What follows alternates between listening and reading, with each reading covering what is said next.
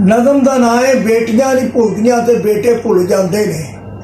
कदी किसी बाप ने बेटे नूं बेटी नहीं किया, बल्कि बेटी नूं बेटा कहते हैं, क्योंकि वो दो भी हक अदा करदियां ने। बेटियां नहीं भुलदियां ते बेटे भुल जाते ने। जेड़े भुल जाते ने आप ही रुल जाते ने। बेटियां नहीं भुलदियां ते बेटे भुल जाते ने।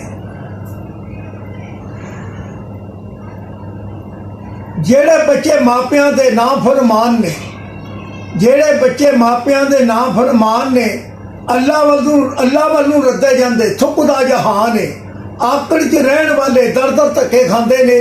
बेटियां नहीं भुलदियां ते बेटे भुल जाते ने। माँ बाप दे नाफरमान आप ही रुल जाते ने।